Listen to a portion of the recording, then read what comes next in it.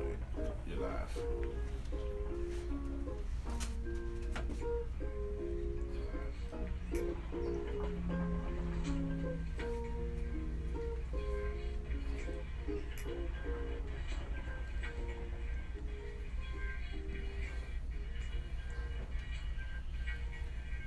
All right. Welcome in to another episode of You're Safe Here. Based off the music from the EP itself that I released a couple months back. And today I wanted to start, as you can see, I'm here by myself, of course, with my boy Pete. But I wanted just to give y'all the process and the creative thinking behind the project itself. But before we even get into that, I do want to speak on, of course, a huge loss that we suffered recently with Chadwick Boseman, Black Panther, King T'Challa. You know, that one really hit home for your boy. Like, I remember I was trying to go to sleep early because I had to go somewhere for a business trip, I guess you could say. And getting the news of that, and my heart just kind of like sunk. Like, it was just like a damn. Like, especially the news of how it came, not even knowing that this man was battling cancer. That shit was crazy. And within that time frame, just showing everything that he did within that time frame, knowing that he had, cancer and was going through that whole process. Man, this man was so many important black people, besides just Black Panther, Thurgood Marshall, Jackie Robinson, and it happened on the day of Jackie Robinson, wasn't it? Jackie Robinson's when he first signed the contract. And that was just like kind of just like a sign, like, man, that was just so powerful and moving in itself. And it's crazy that we lost him on such an important day as is. And like 2020, bro, it's been hell. It seemed like month after month, week after week, then a day after day. It's just something, especially when it comes to us as just a people, just losing our heroes in our faces left and right. And not only that, just how the state of just what the country just thinks of us as far as how they treat us. Just as speaking on racism with George Floyd, Alton Sterling, Breonna Taylor, Ahmaud Arbery, Jacob Blake, luckily it's a shame that I can say luckily he didn't die. But why does it even have to come to that? Like, it's draining. This shit is becoming draining as fuck. Like, I'm gonna be 100%. It's so draining. And it's like they don't get it. And we see sightings of, we'll say, white people pretty much doing the same thing that they telling us not to do, and then they do it, but it doesn't end or get the same results that we usually get when we do the exact thing they tell us not to do. And that's the bullshit behind it, because it's like, oh, you tell us, oh, being non-compliant is them like a death sentence and all this and that, but at the same time, you see somebody else do it, and it's like, how? Like, they get away with it. They can make threats. They can say all the wildest shit out the face of the earth because they feel like they can, because they're protected and they're entitled to do that. Whereas we kind of get raised as, nah, don't do that. Don't put yourself in a bad position. Don't even say nothing. Just do what they tell you to do. Why, if I did nothing wrong? Like, I have my rights. As a citizen in this country, I have my rights. Or at least I would like to think that I have my goddamn rights. And if it does result in these, a damn death sentence, I would like for the people that did it to be charged for it. It's a simple logic. If you murder somebody, you should go to jail for murder, right? It should be really that simple. You murder somebody, you go to jail for murder. but it's always an excuse. The law is usually behind it back. Oh, it's this and that. Oh, with Breonna Taylor, like how the hell, like how you go into somebody's house with the wrong warrant? You shoot this woman up inside her house, and yet none of these officers have been charged. Usually they get sent off on paid vacation. They don't want to tell us, or they get reassigned somewhere else and lie to our fucking faces, or just don't get charged at all. Just okay, well, I'm sorry, we just made a mistake. That's how little y'all think of our lives is a mistake. No, they actually go to jail. Cause guess what? If it was one of us committing that same crime, ours getting hauled off to jail. Luckily, if that, we probably gonna end up getting shot, killed, shot dead then. But you know, I don't want to get too morbid and into this, but I did want to speak on this because these are serious topics, and a little bit of this goes into the whole mindset of me as just a creative and how it kind of just affects me. I like, we usually, music is nothing but just speaking on the times that we're in, and they're just like time capsules. It's pretty much for the most part. So when I speak on stuff in my music, that's usually the space that I'm in during that time, or a space that I was in during the time. And I know, like, with this EP, I know one thing I wanted to do was create an open space for relationship topics as far as Black people in our community, as far as when it comes to love. And I wanted to create a safe space not only just for men but for women as well. And going into the EP itself, it wasn't even going to be an EP. Like, originally what it was going to be was just the song Bruce Wayne. I was just gonna release it, drop it, and that'll be it. I was just gonna release that, but then I was thinking, like, okay, I got these other songs that I haven't really released. Why am I holding on to them? And I know I get into my head a lot because I'm a perfectionist. So sometimes I'll be like, oh, this song ain't good enough, or I don't like how this song sounds, like this, and then I was like, you know what? No, actually, let me drop 2 songs. Why not? What's stopping me from doing that? And while I was in that whole mindset and process and gearing up to do that, that's when the COVID situation happened. And once COVID happened, it sat me down and really realized, I was like, all right, I put a lot of money as far as into my photography and videography and with the Lrk business as is. I was then like, okay, what have I done lately to kind of invest into the music side of it? And I was like, man, I haven't really invested much into the music side of it, and I love music. I was like, you know what? Let me buy this program. I got nothing but time on my hands now. Of course, I'm still going to work, but I got time on my hands to be able to do work on music. Let me try to mix and master. Let me try to learn these things. And during the time of that, when I was learning to mix and master, I bought a new program. I bought a new mic. I bought a new laptop, and I was like, let me just mess around with it. Went to YouTube University, of course, and try to learn. And going through that process of creating that, I'm discovering old songs that I did like years ago. Because the EP, most of the songs in the EP was probably recorded. Like, the only brand new songs that were released on that EP was the intro, which is Bliss, and the outro, which is You're Safe Here. And I didn't even record the outro until probably like a few weeks before I released the EP, because that's when I came up with the title and the whole concept pretty much. But with that, I was mixing and mastering different songs. I was like, okay, I like this. I like where this is going. I like the vibe of this. Of course, I added more throughout the time frame. But then it became 2 songs, became 3.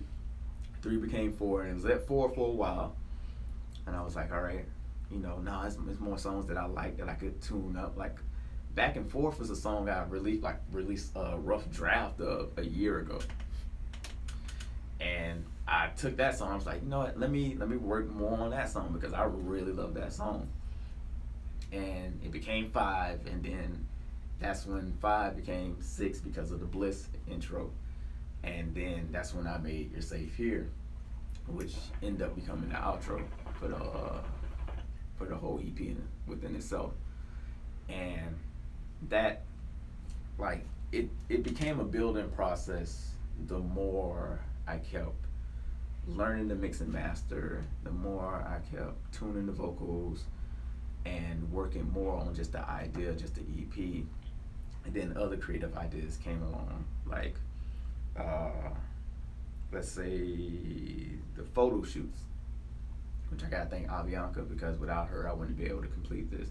And all the models that were willing to put time to the side and help work with me on that. I thank my girlfriend Shanice for being there, you know, when I was giving her these ideas and the whole structure of everything, because she was there through the step by step process of everything that was going on. And I'm really thankful that I came across so many incredible people that were willing to lend me their time, because time is right now the most important thing we got.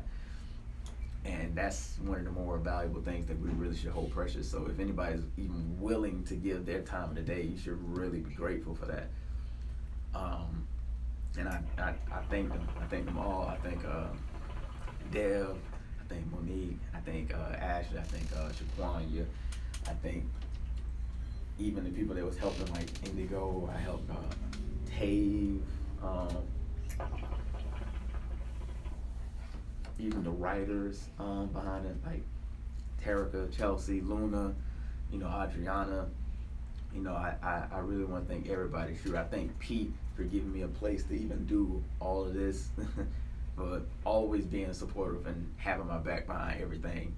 Not even just me, but just Jacksonville artists and just people, black creatives doing things in Jacksonville, because we all just want to see each other win. That's really what we want.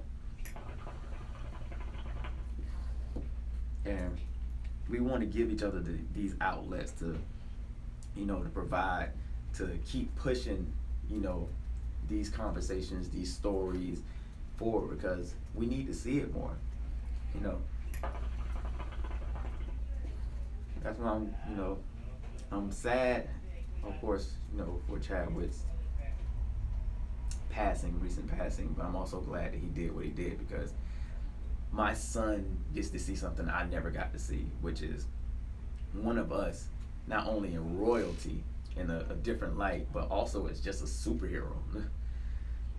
Like, for the longest, he's the hugest Black Panther. Well, Black Panther is what he says. You know, he's the hugest Black Panther fan, and I appreciate that fully. Because when I was growing up, all I got to see mainly was New Jack City, the how it was getting portrayed mostly New Jack City, Boys in the Hood, Menace to Society. There's so many stories like that where it's like you kind of idolize a drug lord, which, I mean, unfortunately, under the circumstances, that's how most people thought of getting out or becoming successful, was through those various ways. Mm-hmm. You know, with the tools that was pretty much around us. I mean, they don't call it a trap for a reason, but that's just how it is at the end of the day, you know. That's just what we see, you know, we become a product of our environment. So growing up, that's pretty much what I saw. And, you know, even my father, my pops was in that lifestyle. So, but he always raised us, you know, we don't have to do that. Kind of like what Ho said. Ho did that, so hopefully y'all don't have to go through that. Like, he been through all of that, so he can teach us ways not to go through that. But as a Black man, you know, him himself without a father, he was learning as he was going too. So, you know, all this stuff, you know, comes through me when it comes to my music. And like I said, with You're Safe Here, it just became a building process of putting that out there more, of just our stories, but not in the light of always like such traumatization, like PTSD from all these different types of things. Sometimes we have original just stories too. We go through ordinary stuff too. Like, we don't always have to go through such dramatic stuff. Like, yeah, we do endure that, and we do come to that, but at the end of the day, we're regular people too. Like, we have feelings, we have emotions, you know, we're creative. Shoot, we're damn near the pulse of this country. We built it. So yeah, we should have a lot to say, and we should be pushed out there more. And I want to push us out there a lot more. And with this whole series within itself of doing like the podcast, explaining not want to say explaining each song, but just the topics, expounding upon the topics of each song and each songs themselves, as far as just love goes in the Black community. But even with that, that's been growing into something much, much more. And no, I'm gonna take kind of like a month or so off, you know, kind of get where I want to go as far as just with the live series within itself. But I'm starting to see like this, just the You're Safe Here is starting to become much more and much bigger than what I even envisioned it for. And I do actually want to take it further, because I wanted to make it a safe place for all our people, you know, and beyond just men and women. I want us to be able to talk about certain topics that a lot of us may be afraid to talk about. I wanted to make a safe place for trans, gays. I wanted to make it for all our Black people everywhere, because I want us to know you have a home within us. If the country hates us, fine, fuck them. We don't need them, but let's make it a safe place within us, because we can't keep fighting each other. Because all we do is give them an excuse. Because that's all really they're looking for, is just an excuse to do the things. Well, y'all treat each other like this, so why? Like, don't do that. I hate that shit there. So I want to make a place, a statement for all of us to be safe, where we are all welcome amongst each other, you know, as far as Black people goes. And this is not, you know, to overshadow, overlook any other race or anything, but this is the culture I know, and these are the people that I love. So I want to make sure, like, you're home here. I want to put that into the soil. Like, I want to embed it in all of us and say, hey, you are welcome here. And that's pretty much where this whole You're Safe EP is kind of has taken a head to. But even with that, man, like I said, the whole creative process has just been growing more and more. I've been working on trying to do like a little short film for each song. So I'm still within the writing process of that. If anybody want to help, you're more than welcome to help. Because I'm not a person to shy away from needing help. I definitely welcome it all. You know, I put the pride and stubbornness to the side and say, hey, you know, I can use that help, because I know when it comes to the writing field, that's something totally new when it comes to writing, like, I guess, scripts and stuff for short films. I can film all day. I can film on the fly, but when it comes to like just building like a storyboard and stuff around it, that's where I kind of lack. And I know with that also pushed me back, because then it's like I become hesitant, because I'm uncomfortable in this new field. So then it's like, oh, I just don't know what to do next. So then I become stagnant with it. But I don't want to become stagnant with this, because like I said, this means so much more than just the EP that I had ended up releasing. So like I said, if anybody want to help with that, the whole writing process, would love to be in it, you are more than welcome. I'm looking for people to be in it.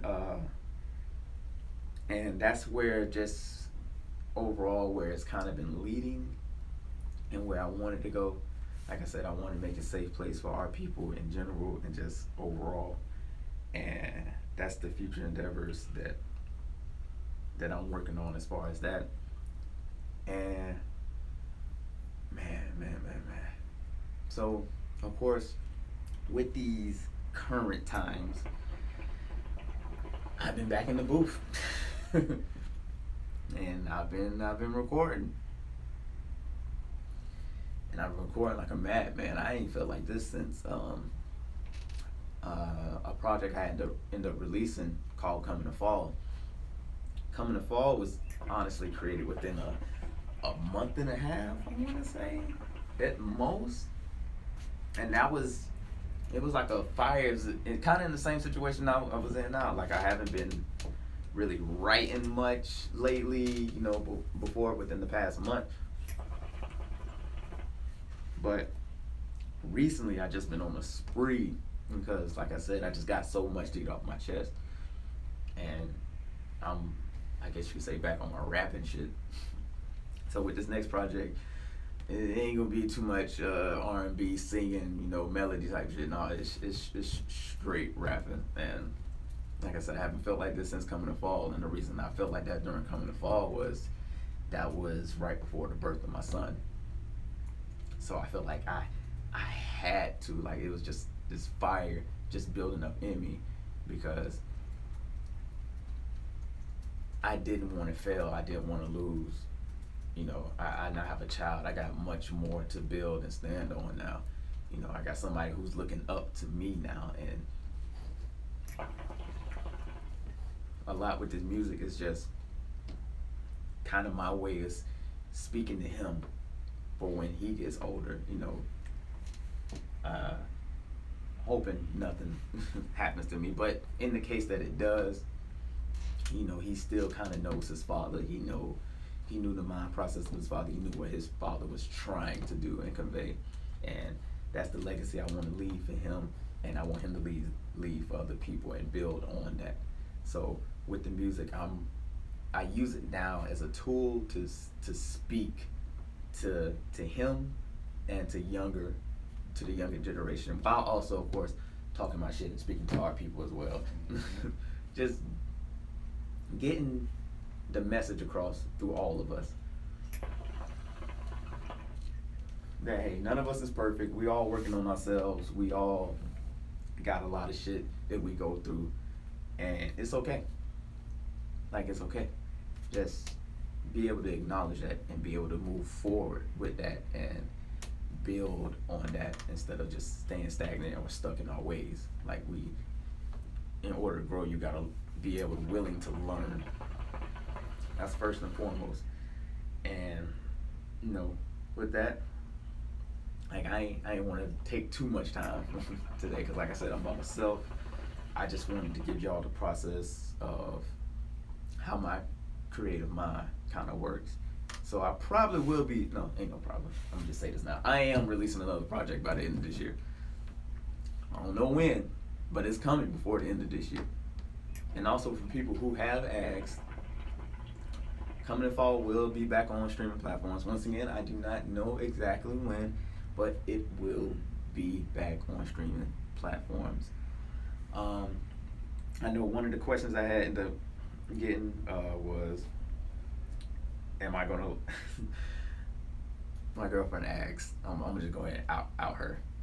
She said, could she produce another album, R&B specifically? Sure. If I'm in the R&B mode, you are more than welcome to executive produce. I mean, Isaac kind of is the executive producer of all my stuff. Shoot, he kind of ghostwrites all my lyrics. I'm gonna just go ahead and say that. Yes, I have a ghostwriter. His name is Isaac Walker. Everything, all the words come from him.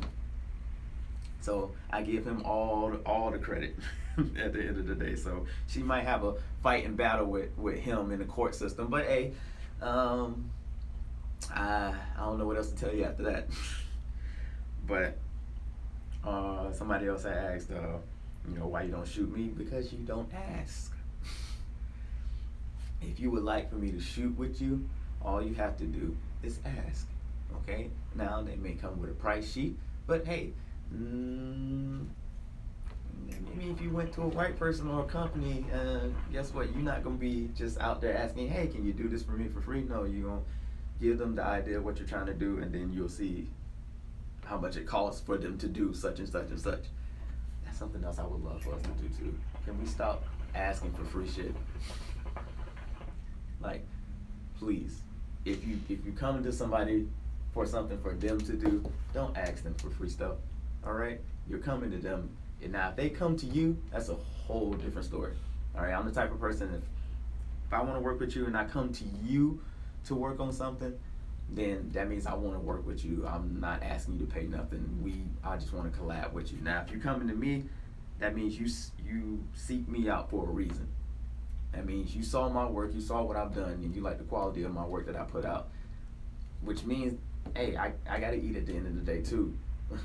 Like, a lot of the stuff, like the time that I put into this, you know, is pretty much why I'm charging what I'm charging. But yeah, man, I just want to just tell all my people, you know, be safe out there. Joe Budden has dropped some gems. If y'all have not listened to the Joe Budden podcast, y'all might want to go do that. What was that, episode 375? Specifically. Yeah. I want to make sure I get that number right. 375. I'm pretty sure you've been seeing the chatter all on Twitter, if you got Twitter, Facebook, and all IG, all of that. But he dropped some gems. All right, so definitely listen to the episode. Damn, it's like 4 hours long, right? And it's worth it. About 3 years, but still. It's worth it because he throwing the blueprint out there to let us know, like, hey, own your shit. Right. Be in control of your shit, because these people don't give a fuck and they will try you. All right, they will try the hell out of you. So with that, I just want to thank everybody who was able to help me along with creating this project. God bless y'all on y'all ventures and stuff. I will have a lot more in the works. Somebody else asked me about videos. I ain't done a music video in a minute. I just thought about that. But yeah, fuck it. If I'm gonna release a project about it, you know, before this year is up, yeah, I guess I will start back into doing music videos for that one, not the EP, because I want to do more stories and stuff with the EP. Like I said, I want to do short films for each song and kind of tie it all in together. So when I finally I already started on the writing process, but once I get more people involved with that, we can really get the ball rolling on that. And yeah, I would love to do videos as far as the next project goes. So if you want to be on the next project, hit me up. You know, I got a couple slots left for the features because the tape is almost done. That shit is almost a wrap. We almost there. So yeah, man, and this one, I just feel like it's urgent. I can't sit on this one for a year or two. Nah, this one has to be out, because everything I'm speaking on is so urgent and needs to be heard in the first place. So I want everybody, all our people, just to be safe out there in everything that you do. It's all love from Lrk-chronicle and from me, myself. Also, if you haven't, the EP is available on the website at youre safe-here.com. Like I said, the EP is available on that website. The link is in the bio. The link is in the bio on my Twitter, Facebook, all of that. The EP is only $3, people. It's cheap as hell. 7 songs. The deluxe includes the promo video, the digital magazines, which so many people was involved in the creative process within that. Also includes, of course, the 7 tracks. So it's a lot that goes with that $10 that you can spend with that. But like I said, it's available all on the website, and that was, I guess, kind of a way of me taking control of my shit and putting it out there so it can be available to y'all without nobody telling me what I can and cannot do with it. So yeah, like I said, you can support on that. You can also go on SoundCloud. It's available on there, and you can listen to it for free. Like I said, you're safe here. And this whole live thing, it more than likely will continue, but of course I'll let y'all know. But I do want to do something bigger with this, because I see it. I see so much more, and I know so many more people are willing to help bring this vision to life. So like I said, thank y'all. Love y'all. Appreciate y'all for tuning in week after week. I really do. We need to celebrate each other a lot more without us even being celebrities while we wait to somebody else celebrate us in order to celebrate one another. No, we shouldn't do that. You know, tell your people you love them. You know, let's learn to appreciate and be grateful for one another a lot more. Peace.